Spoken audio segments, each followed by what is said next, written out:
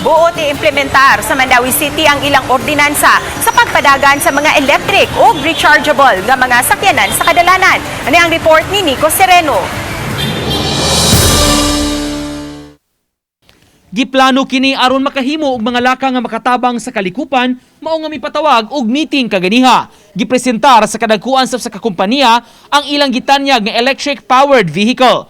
Sa test ride palibot sa kadalanan sa Mandawi, gipakita sab kini sa kadagkuan sa lain-laing transport cooperatives. Ang e-bus gihulagway nga environment friendly kay igo ra kini nga i-charge sa power stations aron mudagan. Sulod sa 45 minutos, ma-fully charged na kini sa 100% capacity ug kayang mudagan og usa ka gatos ka kilometros. Fully electric, so no CO2 emissions.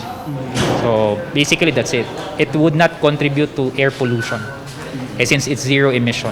Kaganiha, mipatawag og tigom ang syudad alang sa implementasyon sa city ordinance nga giaprubahan sa ning tuiga. Ubos ni ini ang auhag sa syudad nga mag-deploy gyud ang mga operators og electronic vehicle aron i-augment sa naandan nga mga sakyanan.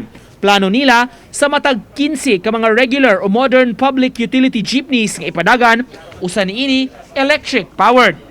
Sa Dakbayan, may 4 ka bag-ong rota sa PUJ. Based sa ordinance sa atong Mandawi nga kinahanglan na gid nga magkuha na gitag electric bus no to solve the problem sa kaning atong pollution. Matod sa syudad, posibleng sulod ning tuiga maimplementar na ang ordinansa. Bisan tuod kuno kung mas mahal ang unit sa e-vehicle apan may mga benepisyo sab nga makuha. Uban ni Cleofer Lumayag, Nico Sereno, Balitang Bisdak.